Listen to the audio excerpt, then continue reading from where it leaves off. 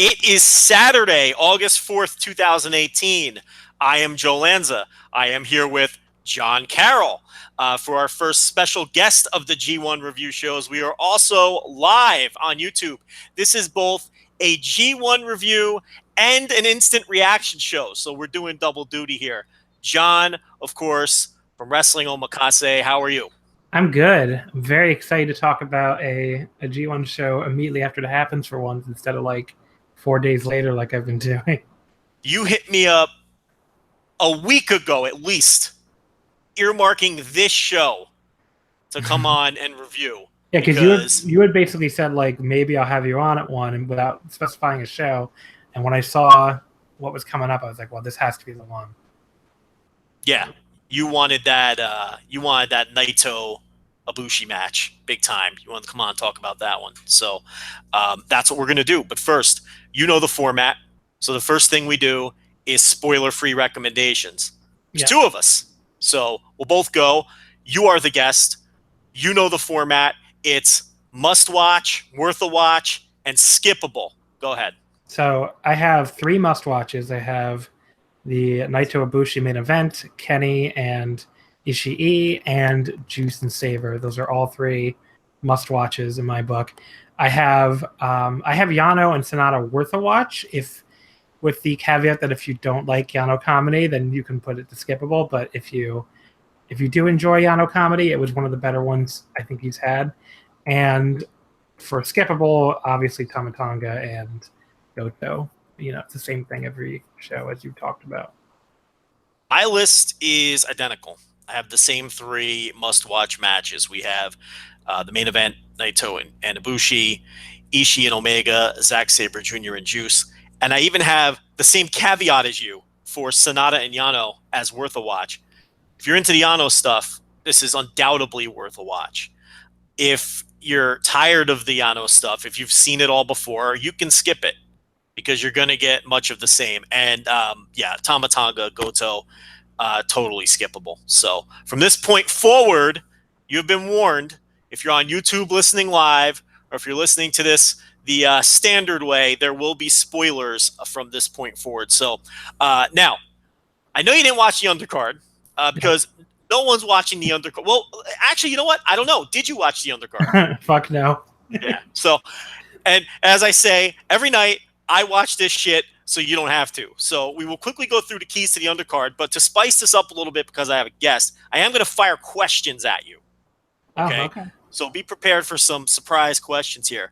Number 1, Tonga Loa is basically scoring pins every night, whether he teams with Bad Luck Fale or Tamatanga. And he continues to win with the ape shit, which the announcers are screaming now, ape shit, when he hits the ape shit. What do you think of... Go ahead. No, I was going to say it's a good song. Yeah, I mean, yeah, but I just think it's funny hearing these Japanese men scream ape shit. You know, I'm wondering if they're aware that that's like, you know, profanity in English, or they're just reading their sheet. I don't know what's going on with that. Japanese people know shit is profanity. I think I'd be pretty surprised. Well, you know, you are the Japanese culture expert, so I will defer to you on that.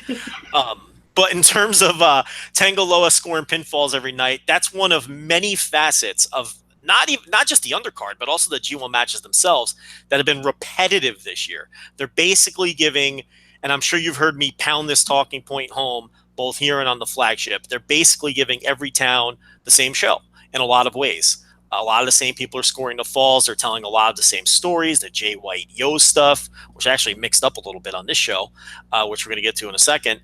You know, and obviously some of the G1 match layouts with Tamatanga, Bad Luck Fale, Jay White, even Okada to some extent. Now, as a viewer, obviously, the answer is simple. It's very annoying if you're trying to watch all this stuff and you're seeing the same show every night. But do you kind of see where the company's coming from in doing that and sort of following that same pattern each night and giving each town essentially the same show? Or do you think it's shit from that perspective too? No, I mean, I get what they're trying to do. I just think I'm not really sure this is the right tour to do that. I think it's maybe wasn't a great idea to use the G1 tour to drive that point home. I think this would have been better on a lesser tour where everything isn't televised. And I'm not really sure why they chose to do it this year when in previous years it really hasn't been a thing. But I mean, they really want to get this Bullet Club OG thing over. That's pretty clear, especially. So, and then given where Tama especially was starting off from, as far as crowd overness, you could argue that it's worked. I want to see how the crowd reacts to him, like just on a random destruction show or something, before I'm really ready to declare that it worked. But I get what they're going for. What about this Hangman Page theme song? That's my bizarre point number 2 with the undercard. This thing's a banger. Do you agree? I think they gave him a tremendous theme song, and New Japan usually nails it with the songs. Are you into this Hangman theme song as much as I am? It's a cool theme song. It's a lot better than the one he had before. I don't even remember the one he had before. It was like it started with like a gun loading, and then like a gunshot, and then just a very generic guitar riff. It wasn't very good. So the new one though is a total babyface song, which I find interesting. Yeah, no doubt about it. He's been booked as a babyface too, right? I mean, I don't know if you've been watching the interviews, but like Tanahashi and Makabe both talked about wanting to like put him under their wing and like cleanse him from the Bullet Club.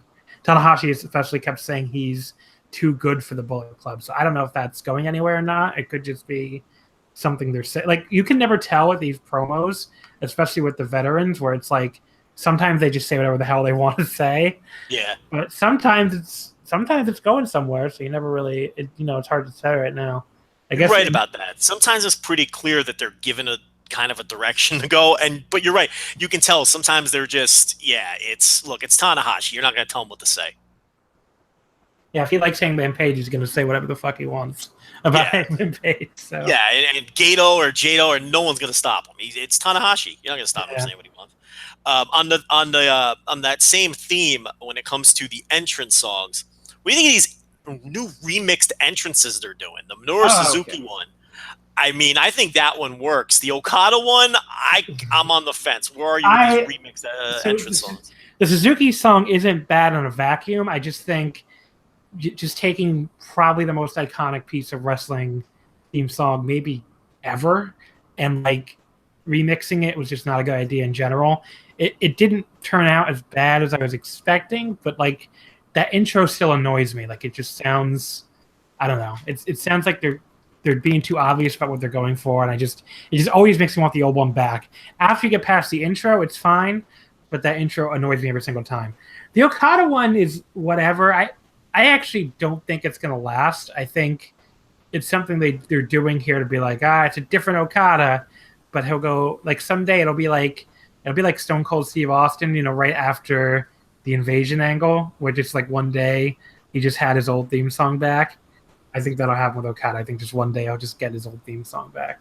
But yeah, one other thing I was thinking about with Hangman Page real quick, and I don't really want to get off into a crazy,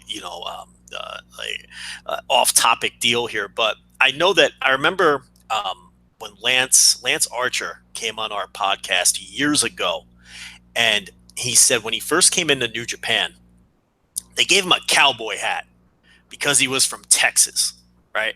So they just figured, all right, this guy's from Texas, he's probably a cowboy. And he was like, all right, I'm the new guy, I guess I'll do it, but I'm not really into like cowboy shit. Like, and if you know anything about Lance Archer, that's not him at all. You know what I mean? He's like definitely not your stereotypical cowboy Texan.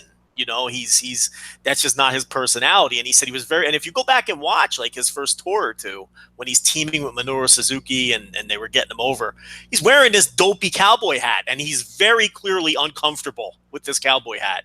And, eventually he explained to them, look, I'm not comfortable with this gimmick. I'm not going to go all the way with this. Let me be myself, and now we're seeing, we've seen what direction he's gone in, and it's been the best run of his career, I think, no questions asked.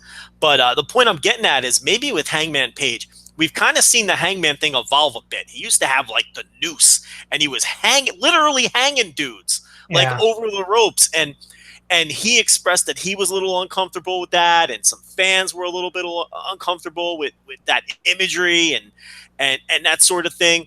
But it kind of makes you think, like, sort of stereotypes kind of run both ways. They figured Lance Archer must be a cowboy because he's from Texas.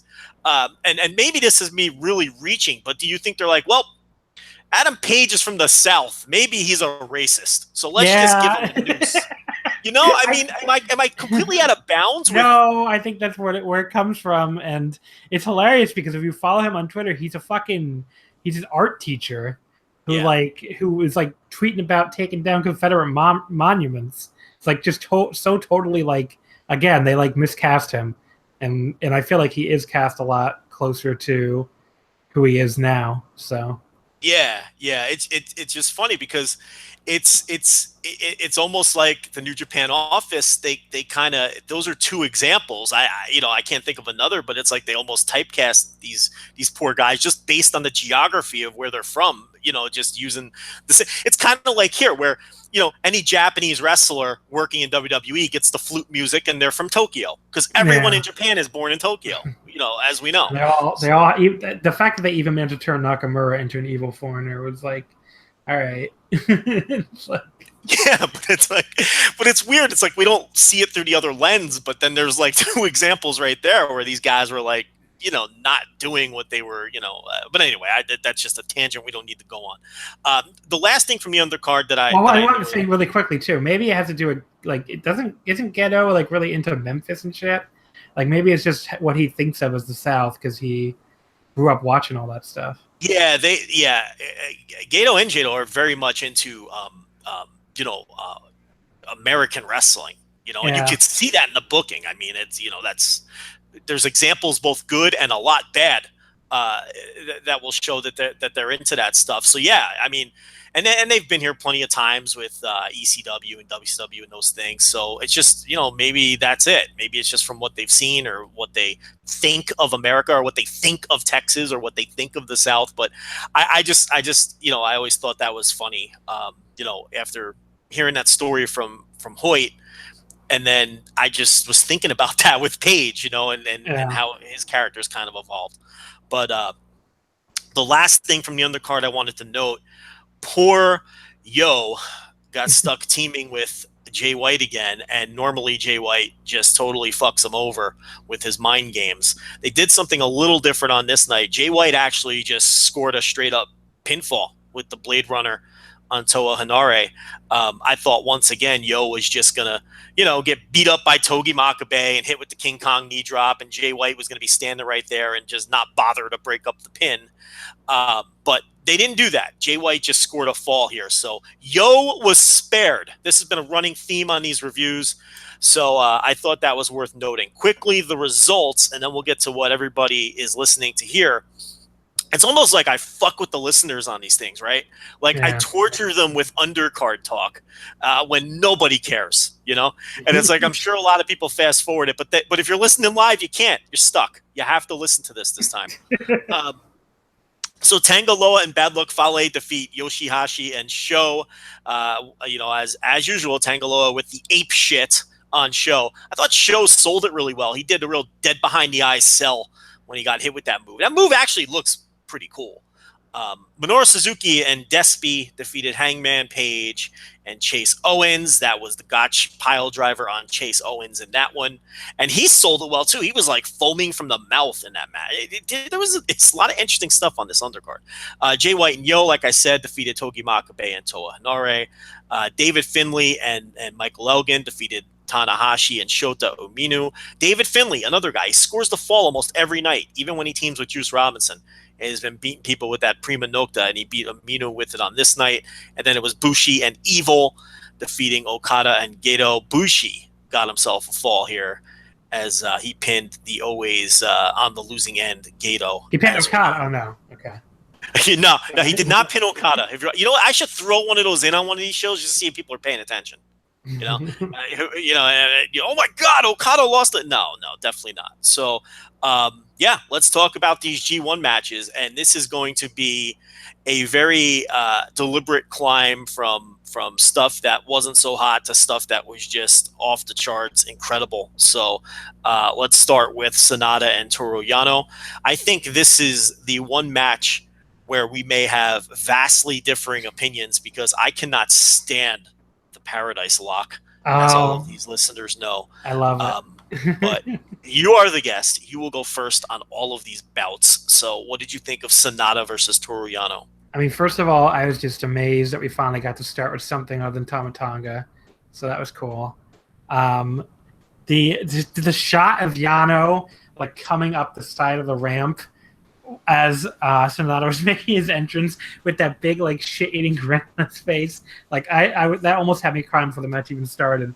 And then I have a big question for fucking Marty Asami. Between like letting the Bullet Club stuff go to the degree he has since he's been calling all these Tamatanga matches, and now why would you ring the bell while they're both on the ramp? Like, what the hell is the deal with that? You know, that's a good point. He should have never started the match. So Yano attacks Sonata on the floor on the ramp, and he goes to like tie him up and not let him back, and Marty Asami just rings the bell. I'm like, well, why are we ringing the bell already? They're just they're on the rampway. But yeah, so then Yano spent early on. There's a spot where like Sonata did a rolling cradle to Yano. He's been doing the rolling cradle a few times, and Yano just yelling no over and over again. That again had me like in stitches. And then the Paradise Lock on the floor, and Yano yelling for Rocky, and Rocky Romero actually answering and just pushing him over, which like the Sonata like tying him to the barricade and then also tying up Rocky. And then that's how he got the win. So yeah, I fucking love this, but I love all the Yano comedy stuff. I gave it a really silly 3 3/4 rating, but that's like my default. Whoa! That's my default Yano rating when I love his matches. I can't go 4 stars in good conscience, but I love Yano and I love this match. So. Yeah, I hate the Paradise Lock. I've hated it forever. I don't care who's doing it. It stinks. It takes me right out of things. Look, if you want to do the Paradise Lock in fucking Chikara to a cartoon ant, okay, I think that's fine. I hate the Paradise Lock done in places like that. I can't get with that move. I can't stand it. Look, this was harmless fun though. And it's not like this ruined my night. But with that said, I'm just shaking my head at this shit. I was ready to go. Just your firmly average 2.5, but because of the Paradise Lock, I nicked it, and I went 2.25 because I hate that fucking move. So I knocked a 1/4 star off. Not that anybody cares, because I cannot stand the Paradise Lock. But look, I get it.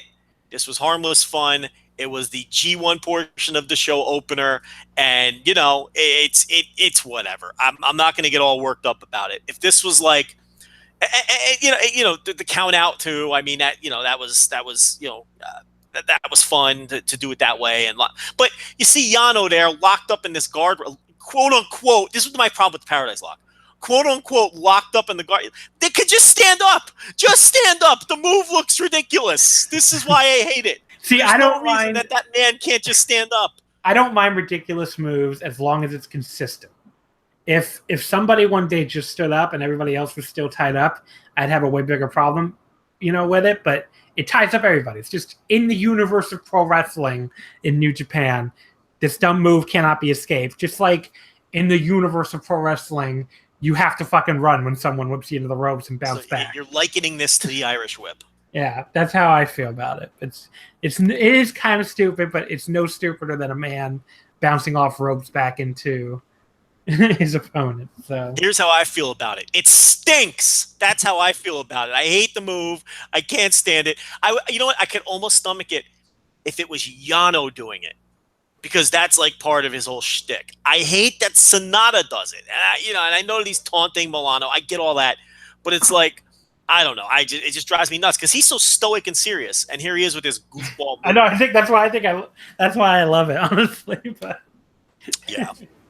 All right, well, let's move on. We got Tama Tonga versus Hiroki Goto. And look, I don't think we're going to spend a ton of time on this. I No, mean, this sucked. yeah, everyone's heard what I have to say about these Tama Tonga matches for, 8 nights now. And this was the same old shit.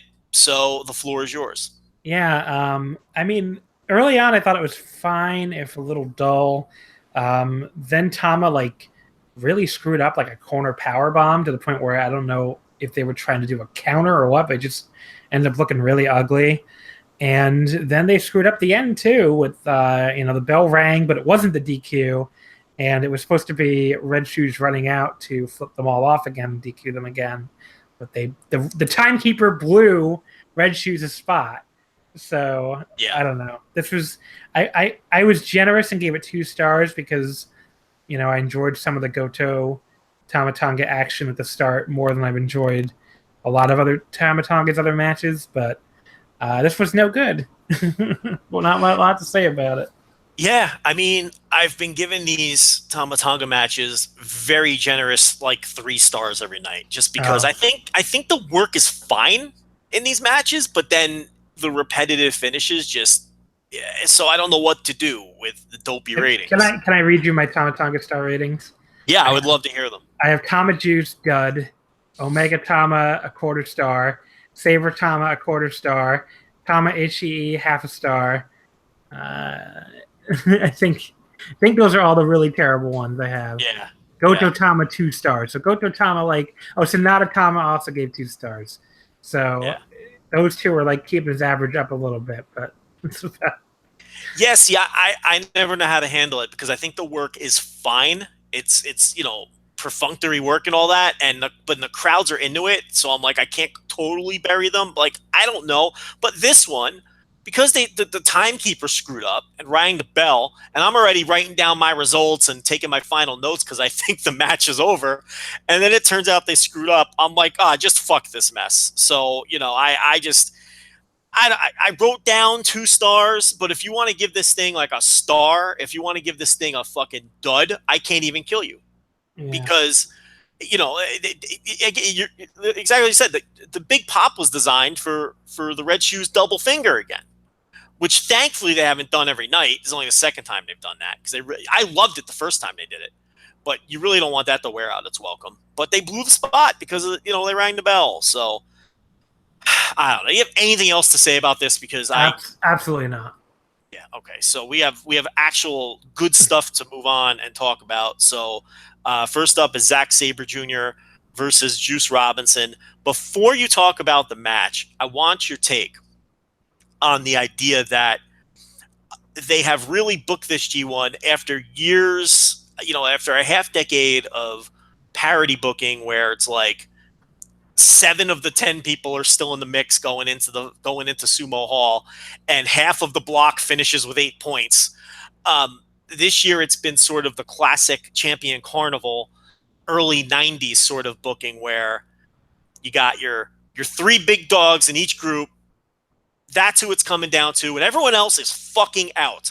Are you surprised that title holders like Goto and Juice were eliminated so quickly? Juice was gone like by the 4th night.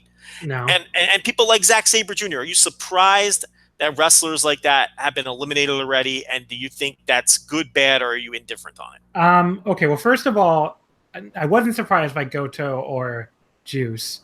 I kind of figured like Goto was going to have a rough year, and Juice also with the hand injury.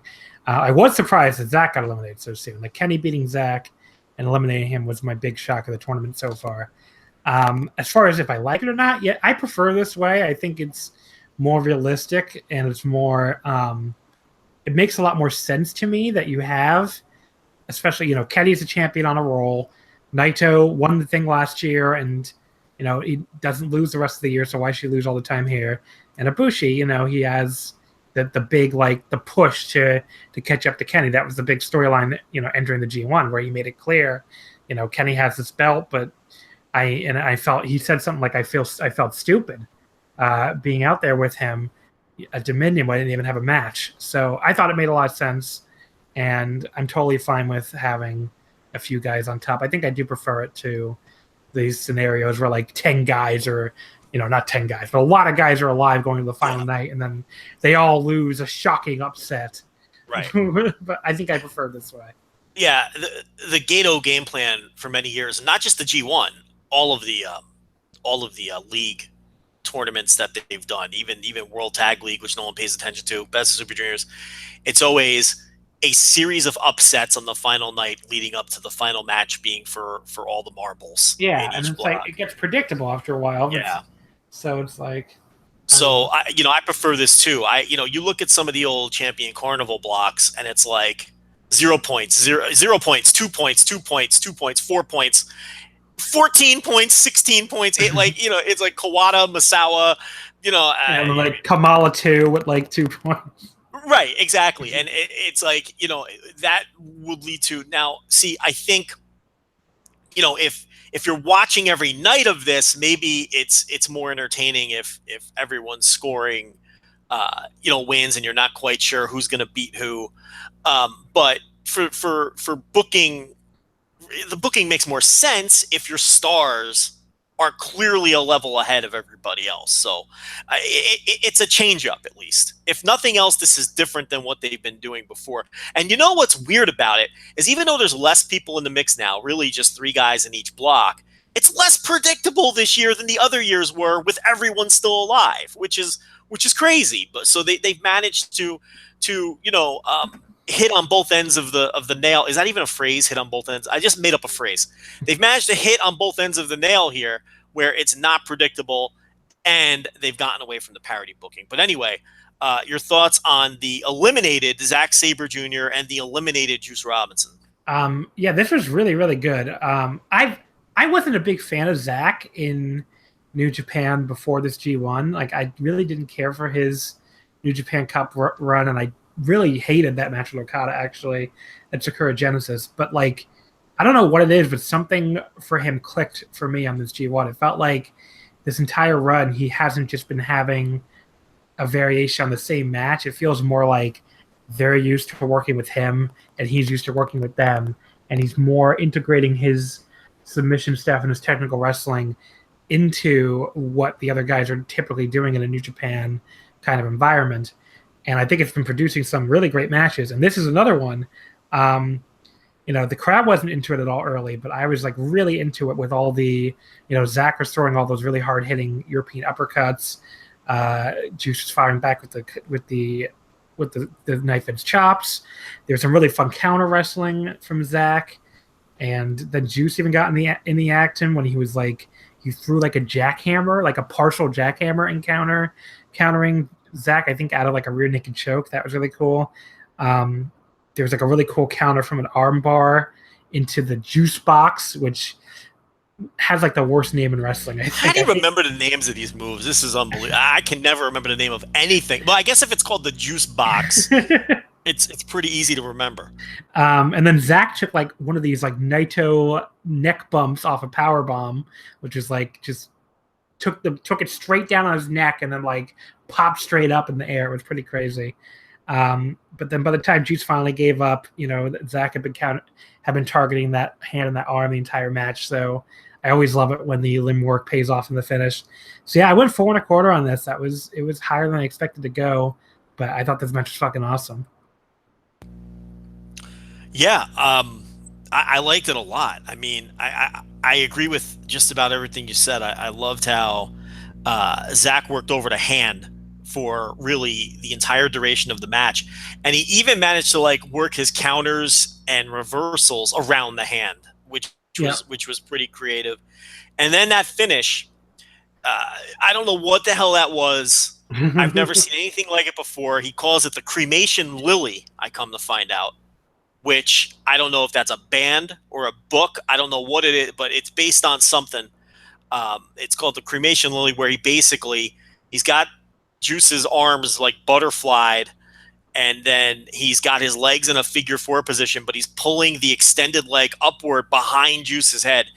It looked disgusting. Yeah. And I don't know if you could even do that to look, Togi Makabe is going to look at Zack Sabre Jr. and say, "You are not doing that to me. You are not putting me." You know what I mean? Like, there's opponents, like, he cannot do that to Bad Luck Fale. just physically. And someone like Makabe is going to say, motherfucker, I am 47 years old. I don't even bump in tag team matches. You are not bending my limbs against the grain of the way they're supposed to bend and put me in that move. No, sir. Use a DDT because you're not beating me with that. You might be able to talk me into a figure 4 leg lock. I'm not doing whatever that thing is. So if this becomes sort of Zack Sabre Jr.'s burning hammer, so to speak, I think that'd be really cool. Because I'm not sure that just it would be a functional finisher because you can't do it to everybody on the roster. But I mean, it looked gross, and as soon as he put him in it, I'm like, holy shit, this is going to be the finish because this has to be the finish because you can't do anything that looks more impressive than this thing. Juice's selling too was incredible in that move, I thought. Yeah, I mean, Juice is a guy where he's just, and especially lately, he does. Like he's obviously an excellent pro wrestler, but he does all of the little things too that a lot of good pro wrestlers are average at. Like, small scale selling, not even big picture selling, and just the little things, his mannerisms and those little things that put you over the top from being a good wrestler to a very good wrestler to where you really master them and you become a great wrestler when you put everything together. So even though he hasn't had a lot of wins in this tournament, and even though he hasn't had a lot of like killer matches, I've really enjoyed all of Juice's performances. So, yeah, he's been really good. Yeah, I mean, I think, and I really thought about this. I could make a case he's a top 20 wrestler in the world. I mean, I don't know if I'd win the argument, but I think I can make that case. I think you could name about 15, wrestlers who are clearly better than Juice Robinson. And then I think you'd start getting into a territory where you have a debate about it, even if you lose the debate. You see what I'm saying? Yeah. So I don't think it's outlandish to say that he's somewhere in that neighborhood. Now, ultimately, he might land at 30 or 18 or 37 or 20, but I think he's somewhere in that neighborhood. Do you think that's a crazy statement? No, I mean, for me, I'd probably say closer to top 50, but I definitely think he's having a really good year. So, I mean, I do that We Don't Know Wrestling 100 thing every year, and I'd be pretty shocked if he doesn't finish top 50 for me this year. Yeah, and I think it was real sneaky that they booked him with Goto because in Budokan because they've got a history. Goto was sort of that guy that when they finally decided to push him, the Goto matches were the ones where he had to prove himself to the fans. Yeah, and they had a really, really good match this year, so.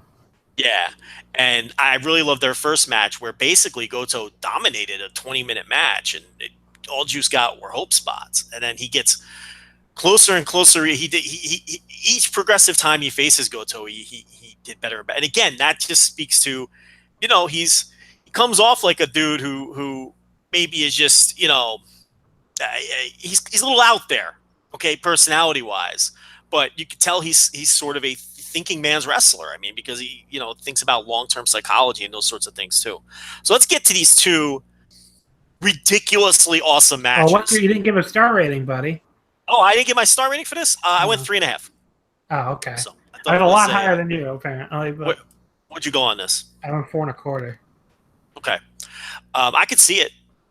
I can't bury you for it. I don't think you're out of line. You just liked it a little more than me. So yeah. All right, so we've got Ishii versus Omega is the first one up. I already know your star ratings for both of these. Yeah. I don't know if you know my ratings for either one of them. You asked me my rating for Naito Ibushi, and I didn't know yet. Yeah. Before we started this recording, and I think it's be interesting to tell the listeners too. I mean, it's like sometimes when I watch a match, I don't rate it right away because I don't want to rate it when I'm emotional. I just give everything 5 if I did that because I really like wrestling. I have fun when I watch it, and so sometimes I sit back and I want to reflect on a match a little, see how I feel about it in an hour or two, even the next day in some cases. So I have settled on a rating for Naito Ibushi, but we're going to talk about Ishii Omega first. Look, I'm sure you fucking love this. How much did you love this? Tell me about it. Before we get into that, I just want to talk about Kenny in general because. Okay. Oh yeah, that's a good point. Yeah, I wanted to do that, and let me set the listeners up. I have been the Kenny defender because I feel like, I've said this on several shows, but just to catch people up real quick, I feel like Kenny's getting piled on right now, and some of that is because everyone piles on the IWGP Heavyweight Champion when they first win the title. We saw it happen, when New Japan first, broke through, so to speak, to non-Puro fans, I guess, in 2012. Tanahashi was a whipping boy. Okada gets the big push; he becomes a whipping boy. The worm kind of turned on both of those guys. You don't really see a lot of Tanahashi or Okada hate, at least not at the level that we saw when those guys were on their big runs.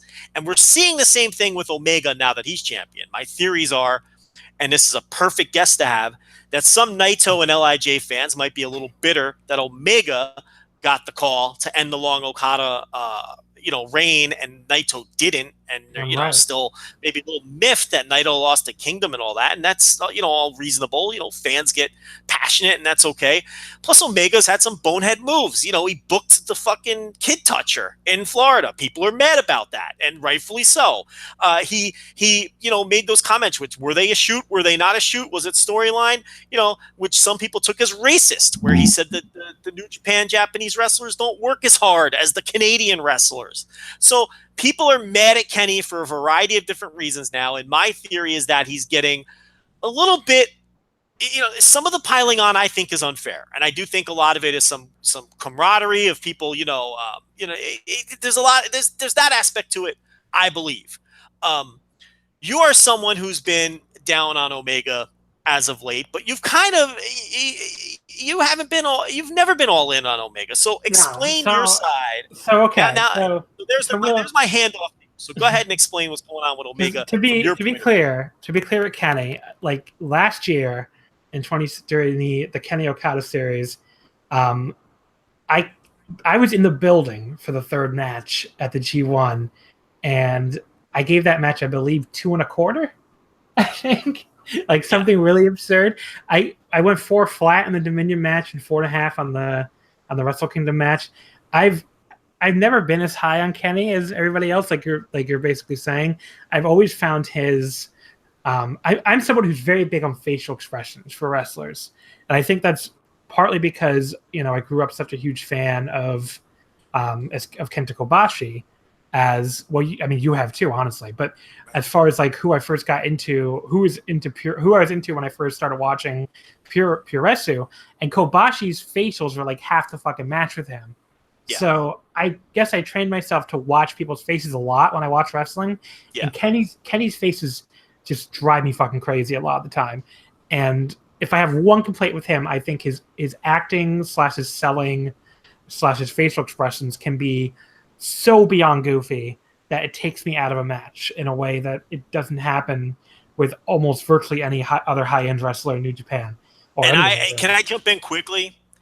I get that, and I totally understand where you and others are coming from that perspective, because I see it. It doesn't bother me to nearly the extent that it bothers some of you, but I do see it. But I want to just say this quickly, and then you can go on. Mm-hmm. The matches that people are down on in this G1, he's not doing any of that shit. I thought the ZSJ one, he really did it hard, but I don't know. I'm not seeing it in this current G1 run. I'm not seeing the melodramatic bullshit, which oddly enough, and I'm a huge Kobashi fan, he may have started the trend of melodramatic bullshit. He probably did. And it's like, because now it's a big thing now, and it's a big talking point now between, Omega, Johnny Gargano, people like that. So, but I mean, Kobashi may have been. Gargano is worse than Kenny at this, by the way. Gargano, no question. I cannot fucking stand those matches. Pretty much any of the, and there's 3 so far, right? Yeah, I don't like any of them. But anyway, that's why when people talk about Kenny going to like NXT, I just can picture just that camera just like being directly on his face at like all times. They'll have like a Kenny face cam, and then he'll just be standing there for like 5 minutes just emoting. But but back to the other big problem I have with Kenny a lot of the time is like sometimes I feel like his match structure doesn't make any sense. And this is a bigger problem I've had with him in the G1, where it feels like he'll work on a body part and then the body part won't play into anything at all. Or he'll, even worse, there'll be like a big spot and then right after that big spot, they'll be doing like a strike exchange or something where both guys are fine, which that is the style to a degree, but it's like worse with Kenny, I've noticed, and it happens a lot in his matches. I mean, the Cody match was the worst example of that, where, you know, obviously that was right before the G1, but where he power bombs a guy from inside the ring, out of the ring, through a table. It looks one of the most brutal looking spots I've seen all year, and then Cody just slides back in, ducks a V trigger, and they're doing a strike exchange right after. Like that one drove me completely insane. Yeah. So those are the big issues I have with him. And then in general, too, his character, this is another issue I have in the G1, where his character feels very inconsistent to me, where he's supposed to be the best bout machine, who's this unbeatable champion, and all he cares about is having great matches. But then he's like pulling on Sonata's hair and like, you know, he's like acting like he doesn't want to target Juice's hand, and then he's targeting Juice's hand really for no reason. It's not like the match is going badly for him or anything. So it feels like he wants to be this really cool, like badass tweener character, but doesn't really know how. So it's just like a lot of character traits that don't make sense all together in one bundle. So like my last four the star ratings I have with Kenny, and I was already all prepared to come on here and hate on him. I went a 1/4 star with Tama, 2 1/4 with Juice, 2 1/2 with Sonata, and 2 flat with Zach. So I've not been a fan of this G1. But with all that said, I went 5 stars on this match with Ishii today. Yeah, yeah. I would love to come on here and give him another total burial, but I mean, I'm pretty sure this is the first time I've ever gone 5 stars on a Kenny match. I don't think I've ever gone, because I went 4 3/4 in all 3 of the Naito matches, and I might have gone 5 on one of them. But either way, I don't go 5 on Kenny very often. So, right. And this was incredible. I mean, there's really no other word for it. It was an incredible match, and I can talk a little bit too about why some of my usual complaints with Kenny didn't work, like didn't happen here. I want you to do that, because and I want you to just go right into your match analysis now. People have been listening to me for 13 nights, or 12 out of the 13 nights. Rich stepped in one night. And they've heard me. Look, everybody knows that I think Kenny Omega is having an incredible tournament. I've got 4 of his matches in my top 10. So I want you to that's the reason you're here. I want an alternate perspective, and that's a great idea. Contrast why you love this and buried the 4 matches that you just buried. Go ahead. Well, I mean, I pretty much buried them all already. So basically, you know, the Zach match, I thought he. You know, I thought that was the worst as far as his selling and his terrible, like facial expressions. The Juice match, I just really hated the fact that it felt like he went after the hand for no reason. And the Sonata match, I just didn't. I have to go back and look at my notes. I don't even remember that match now. I just didn't really like it. I think there must have been something that really annoyed me about it to go that low. And that's crazy, because I went 4 3/4 on that. It's one of my top 5 matches of the tournament. I didn't like it at all, but I don't even remember why now. But here's the issue. Oh, because he kept doing all that inconsistent character shit in that match too. That was annoying. But first of all, his character was clear in this match. He played it completely fucking heel. You know, he was being a total dickhead with those slaps to the top of Ishii's head.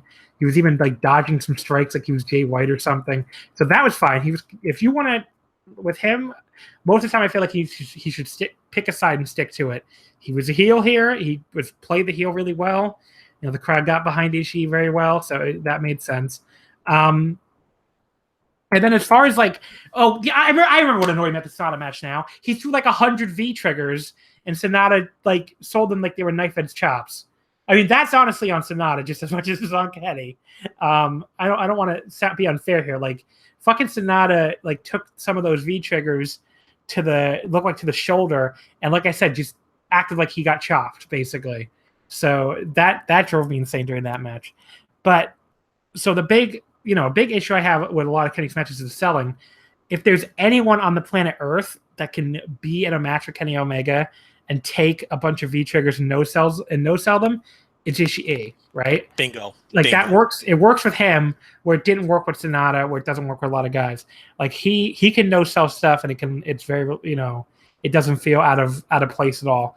The whole sequence for Ishii no selling the V trigger, hitting a German suplex, and then hitting like a rolling lariat and a sliding lariat back to back. That was incredible. Kenny, like at one point, like basically no sold a suplex from a dragon suplex from Ishii and hit this like incredible lariat.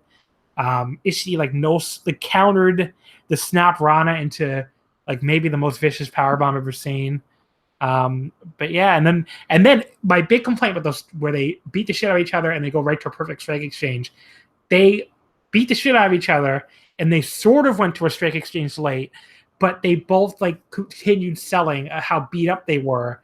Like they were throwing these forearms or elbows or whatever, but it actually looked like they were in pain and looked like they didn't have full force behind it. So that to me is a big, like if you're, as long as you sell what's come before, you can do a strike exchange late in a match.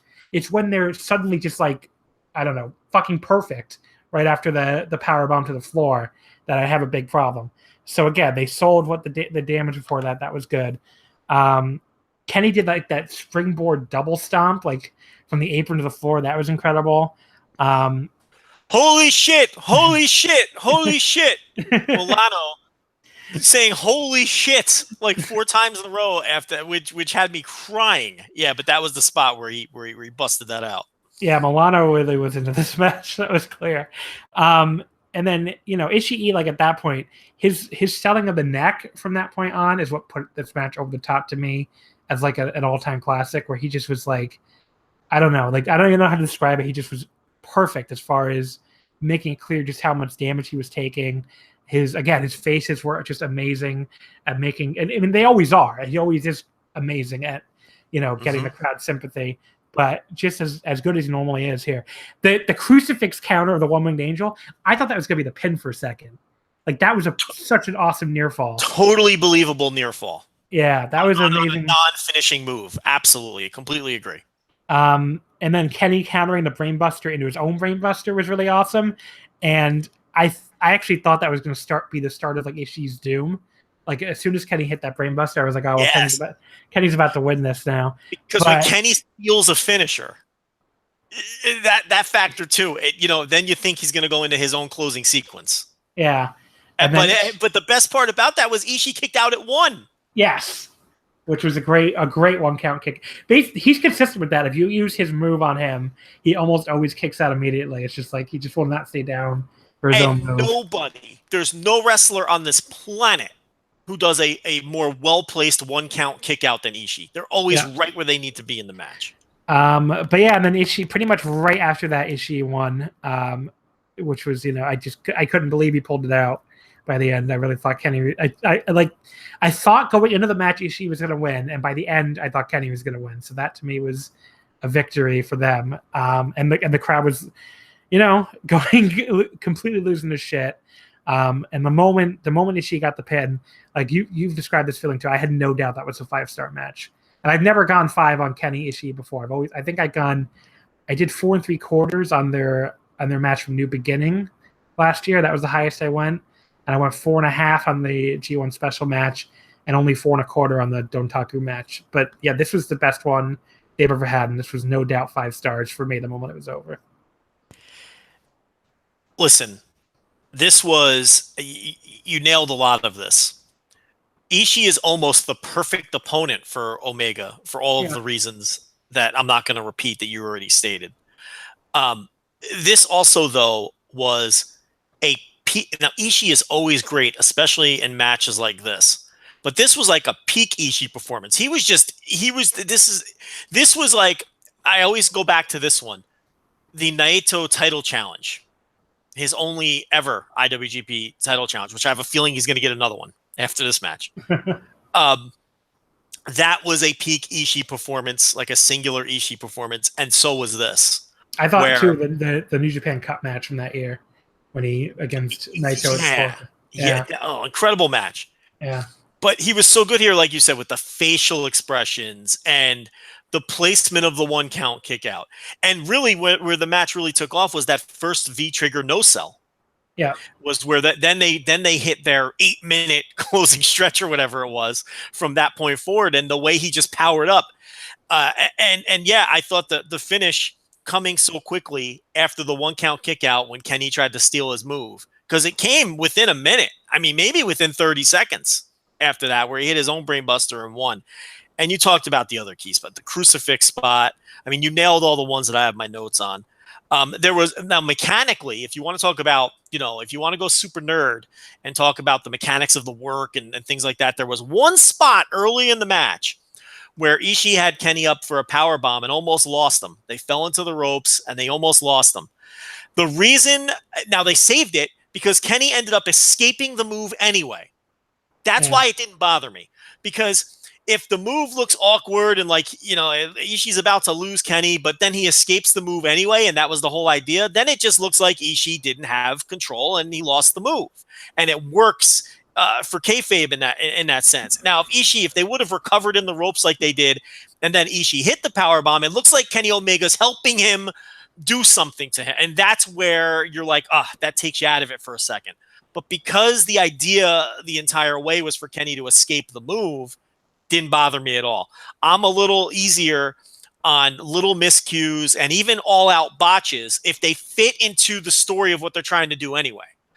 So that's what happened. And other than that, the work was fucking flawless. And, I said this on Twitter, and I'll say it here. When you take all things into consideration, the emotion of the match, the work, the stakes involved with, Kenny being undefeated in this tournament coming into it, and this being peak Ishii, and the fact that Ishii always loses when he's in this spot in a huge match like this, where it's like you want him to win, but then he finally gets killed in the end, and he just never gets it done. And the fact that he won, when you take all those things into consideration, this is one of the best matches I've ever seen. This is one of the most enjoyable matches I've ever seen. And like you, this was an absolute no-brainer.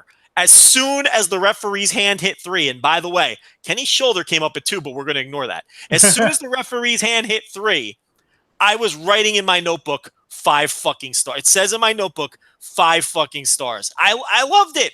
I loved it. This was peak pro wrestling. This is why we watch. I will always remember this match, and that's what a 5-star match is. Is this your match of the year so far?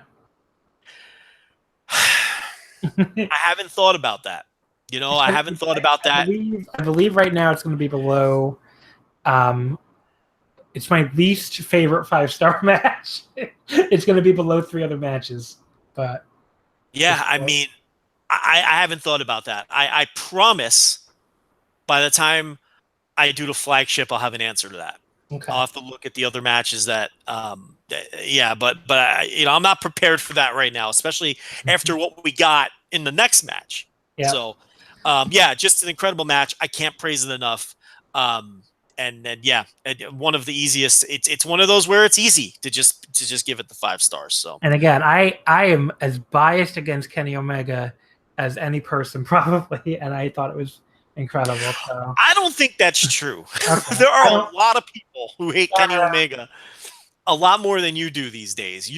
Listen, you're generally fair. That's like a backhanded compliment, but you're fair. I think that you're always fair. Your evaluation. I do have him in 3 4 3/4 matches this year, so I guess there are people that hate him more than I do. But these last 4 matches, ugh.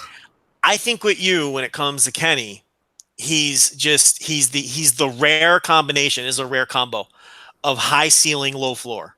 Yeah. And I think he can hit a really high. He can hit really high for me, but when he misses, it's really awful. So. Yeah. So that was Ishii Omega, which was an instant classic. One of the best matches that you'll ever see. I mean, it was just a great match. And then, by the way, we had a main event. And It was a huge one. It was Tetsuya Naito versus Kota Ibushi. It's the reason you wanted to be booked on this show. So, once again, the floor is yours. Yeah, this was incredible too. And it was the thing I was impressed with a lot about this match. But first of all, I was impressed with the pacing. I distinctly remember when they hit the 15-minute announcement. Like I had a very visual, like a very like strong reaction of how the fuck has it already been 15 minutes? So with a lot of 25+ minute matches that have a tendency to drag, I thought this did not drag at all. And a lot of that is because of the great character work they did early. You know, with Naito, you know, I just remember a moment where he ducked an Ibushi high kick and went into the Tranquilo pose. And Ibushi had this great facial expression like, you little fucker. And, you know, Naito did a lot. He got a lot of mileage out of taunting the anti-Naito Osaka fans that are still there. I mean, he has a lot of fans in Osaka now too, but then he still has that vocal contingent that boos him whenever he does anything. And he played so hard, and he leaned so hard into that.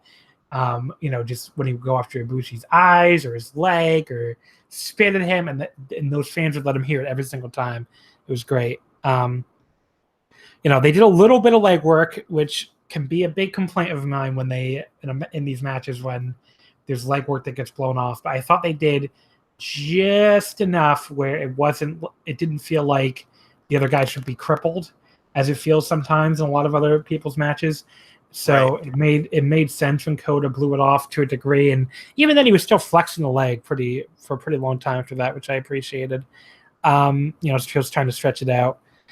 There was, I think Naito might have been the first person to ever counter the outside in German when Kota went for it. Maybe somebody else did too, but I don't recall it off the top of my head. And I thought that was a cool callback since Ibushi did that move last year in the Sapporo match. There were a couple of really cool callbacks in this match, which, you know, I love callbacks to previous matches, and you know they were pretty obvious ones, but I thought they really worked. You know, so Ibushi was able to counter that. Just kind of like shoved him to the floor like really brutally. There was when they went to like a leg lock, and they're doing like a slap fight in the leg lock. I thought that was awesome. Naito took one of his ridiculous like neck bumps off a half Nelson suplex from Kota. This is about where the 15 minutes gone announcement happened. Like, and I just couldn't believe we were only 15 minutes in. That we were already 15 minutes in, I should say. And there was like a sequence where they like fought over a Gonzo driver, and Naito just dropped him on the back of his head.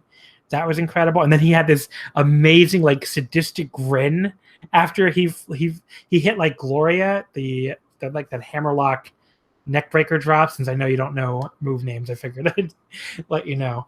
But he hit it like right on his neck again, and then he gives this like really sadistic grin after he hit it. So he was just like a masterful job playing heel here. His facials were incredible, and you're right, he did play to the Osaka boos to perfection as well. So yeah, I completely agree on all those points. And then Kota was doing like an equally incredible job selling that he's just completely out at that point, which was, I mean, he always does a great job at that.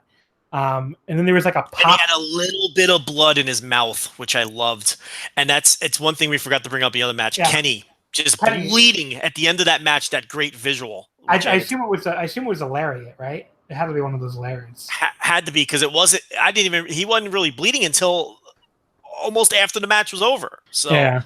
If you're talking about you're talking about Kenny or Kota right now. I'm talking about Kenny. Yeah, Kenny. It had to be at the very end with one of those last lariats. But yeah, Ibushi too was such a great visual where every time he would, get his own sadistic smile, you'd see that blood on that one side of his mouth on his teeth, which was a tremendous visual. Yeah, and then there was like this incredible, like, I don't know how to describe it, like a pop-up throw into the corner like spot. It wasn't really.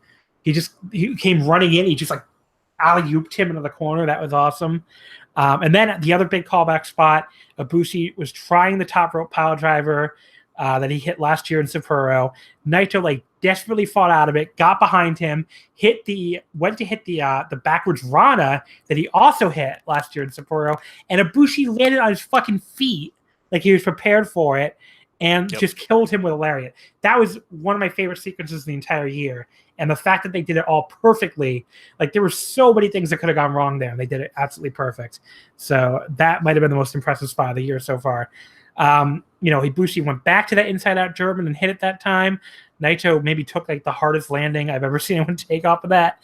And then there was this amazing like Kamigoe Destino counter sequence where Bushi just kept like holding onto his wrist even after Naito kept getting out of it, but Naito just turned it into that running Destino. He went for the real Destino, and Ibushi countered it into I don't even know what the fuck he countered it into. Like, oh, I happen to know the name of that move. That's the one move I know the name of. What did he counter it into? Dropped him straight on his fucking head is the name of that move. It was incredible. And they did the Nakamura pose and hit the Bomb-A-Yay, which he's been doing that. He's been doing the Bomb-A-Yay without the full pose, but he did the full pose here. But I thought we might get that Ibushi victory over Nakamura yet. If because he at least Ibushi is keeping that in the back of his mind. Because if Nakamura ever does come back, we're gonna finally get that fucking match. I'm telling you, and we're gonna get that big win because Nakamura will be well past 40 by then, and there'll be no reason for him to beat the guy again. Although Ibushi will probably be past 40 too. But that's not the point here. The point here, he keeps fucking doing these subtle nods to Nakamura. You're dead on. And then he hits the Kamigoye and wins. So this was the same thing as the last match. The moment it was over, I had no doubt it was 5 stars. And as far as I can tell, I'm the high person on this because, I've looked in the Versus Wrestling Slack and some other places. People have been more like at 4.5 is what I've seen a lot of. But to me, what they did here, just first of all, the fact that they told such a different story, they had to follow that fucking Omega and Ishii match, okay, which was an incredible 5-star match. And they had to find a way to get that crowd back into it and have an incredible match of their own. They could not do the same kind of match. They could not do that kind of sprint. It just would not have worked. There was no way to top Omega and Ishii after with that same type of match. So they instead did a completely different type of match. They did a long 25-minute epic. They did it based on character work with, all the fucking spitting and Naito playing into the fans and Ibushi being, the underdog and getting the crowd behind him. They did a completely different type of match. And, I liked it better than Omega Ishii. Very, very, very, very, very slightly. Like the difference is very close. And I liked Naito Ibushi last year better than the one this year. But again, very, very close. So I thought they did an incredible job, and I think they deserve extra credit just for having a match at that level or even close to that level after trying to follow that Omega Ishii match. So they easily could have folded and had a 3.5-star match or something, but they didn't. They had another incredible one. Yeah, it was absolutely an incredible match, and I think you ran down the key spots. My brief thoughts, the pacing, like you mentioned. And this is something Naito is very deliberate with. And sometimes it works. Sometimes it works very well. Sometimes it doesn't work as well. He kind of lulls you to sleep, and then as they're telling their story, and then it all makes sense by the end. This was a perfect example of when that lands. He had, cutoff spot after cutoff spot early of Ibushi, all while playing to the crowd, all while doing his Osaka character work. This to me was I talked about peak Ishii. This was peak Naito. This was my favorite singular performance of his in the G1, and one of my favorite singular performances of his ever. Really, I mean, I really have to put more thought into that, but I thought he was on point with everything in this match, from his character work to his selling to his mannerisms, to the straight up mechanics of his work. I mean, I thought this was a peak Naito performance, one of the best I've ever seen. And all the great spots. Yeah, that second Destino counter where Ibushi just dropped him on his fucking head. I mean, that was just, that's the image that will be burned into my brain with this match. And, for the purposes of the standings, it's once I felt like, Ibushi had to win. So that kind of spoiled the finish for me. But I did get lost in the match, which is similar to the point you made about Ishii Omega. So that's a credit to them that I got lost in the match and wrapped up in it, even though intellectually I was 99.9% certain that Ibushi was going to win. So I was stuck between 2 ratings. I was stuck between 4.5 and 4 3/4 on this. And I never thought it was 5. And obviously it's not an insult when you're considering giving something 4 3/4. And I, it's what I often do when this happens to me. Fuck it. It was a great fucking match. Why am I 4 3/4? Why would what am I still thinking about here? Why not just go with the high rate? Look, I love wrestling. I love this match. It was awesome. I'm giving it the fucking quarter star. There's no reason not to. So I'm going 4 3/4 with my final rating here. A tremendous match. This was an epic, epic night on really the back of 2 matches that people are going to be talking about for a long time. And a Zack Sabre Jr.'s Juice Robinson match that's going to get lost in the shuffle a little bit, but people should not ignore. This is the grade 1 motherfucking climax right here at its best. With 2 matches like this that we're all going to remember for a long time. So can we take a moment to bury Mr. Case Low for going 4 flat on the main event? Let's just bury Case. Bury away. I buried a young boy. I've been burying the young boy for like 5 years since he was like 9 years old. So you can bury the young boy all you like. That's damn it, Case. What were you thinking?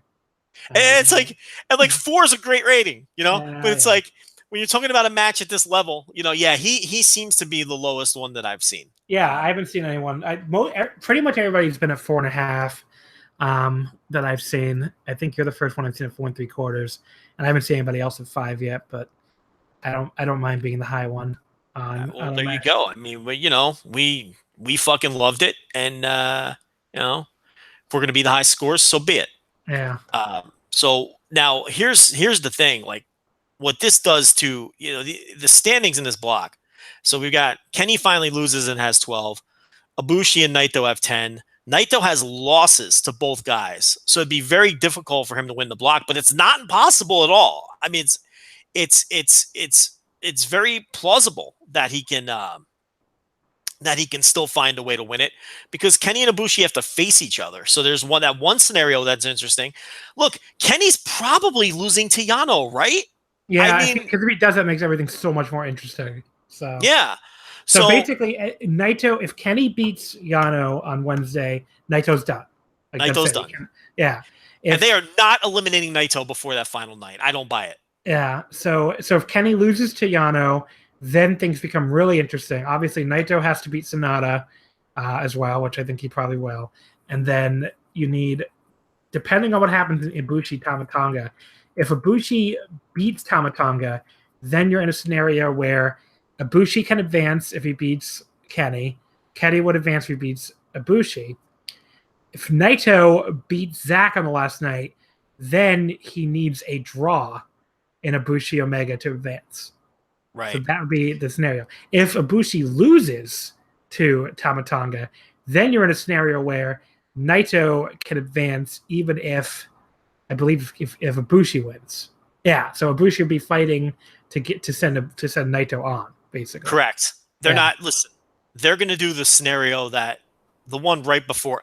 The scenario they're going to do is the one where all 3 men have a chance to advance going into that last match. Yeah. With the draw. That's the scenario that's going to happen. Because that's the one that makes the most sense. Naito's going to beat Zack Sabre Jr. in a great fucking match. What a great spoiler opponent Zack Sabre Jr. is, with all his tricky submissions, and there's going to be such drama. And he beat Naito already this year at the New Japan Cup. So. Oh yeah, it's perfect. Naito can get his win back. There's going to be incredible drama in the match because of the nature of the way Zack Sabre Jr. works, and he's over in New Japan as this dangerous guy who can finish you at any moment. So that's going to be incredible. Naito's going to win, and then it's going to come down to a very simple scenario. Kenny wins, he moves on. Ibushi wins, he moves on. If they draw, Naito moves on. And I'm hoping and praying that they do the deal where as the match is happening, we see Naito in the shadows with his baseball cap on, watching and hoping for the draw. But the nature of Naito's character, they might not do that. He might just be Mr. Chill in the back somewhere, not really giving a fuck either way. But yeah, that I think that's the road they're going to go down, and it's going to be a really exciting night. So that's your standings. I'm not going to bother rating everybody else. Nothing else matters. It's 3 people alive. Yeah. So we get that scenario where basically either Ibushi can win to send himself through, Kenny can win to send himself through, or if they draw, Naito goes through. That's the one we're getting. That's the most exciting one. Yeah. So I think that's the one we're going to get, and so which means everyone needs to prepare for Kenny losing to Yano, which, but look at this too. This makes sense. look at his sequence of matches. I talked about this with someone on Twitter. I would plug them, but I can't remember who it was. Kenny gets like the fluke win over Zack when Zack Sabre Jr. is basically dominating him. He has all of the answers for his signature moves. He's dominating the match, and then Kenny wins with the crucifix and escapes with the win. His next match, he loses to Ishii. So he's kind of slumping at the end here. And now he has to face Yano, who's like this nemesis of his, who he has these, unpredictable matches with. It all makes sense in the sequence of the way they're telling the story too. So everyone needs to prepare for that. Kenny's losing because it would really suck a lot of drama out of this if they're not eliminating Naito before the last. There's not something they're going to do. So I guess what I always close the show with, we usually look forward to the next show for the block, but we just did that. We look forward to the next two shows, really, and laid out this scenario. So all we have left are the top 10s. And everyone has heard my top 10 ad nauseum every night. I obviously have two new additions, but yours, I feel, is going to be a lot different. Yeah. So here's what we'll do. I'll give mine, and as I'm giving mine, kind of count off how many of my matches are on your list as well, and then you'll give your list. How's that? Oh, okay, sure. All right. So my number 10 match, and again, I got two changes here because I have two matches that on this show that went into my top 5. So my number 10 match is Omega and Goto from night 4. These are all 4.5, and until further stated. Omega Goto from night 4. That's number 10. Number 9, Ishii Naito from night 4. That classic night 4. Both of those matches are in danger of falling off the list, and probably will, in all honesty, and which is crazy to think about. My number 8 is Ibushi versus Goto from night 12.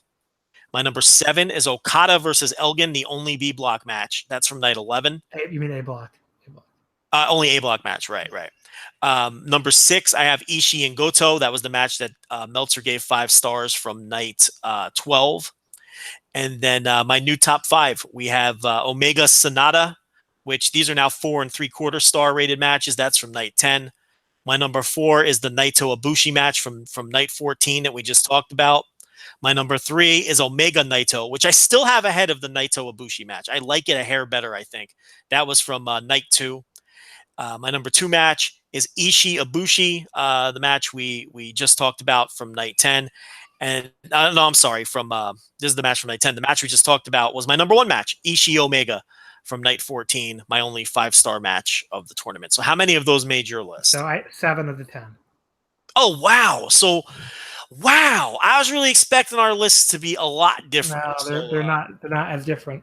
So let me go through really quickly. Yep. I actually wrote down the date, not the night, but well. Okay, that's fine. 10th place, I have Goto and Sonata from Tokyo Oda Gym. That's 4 1/4.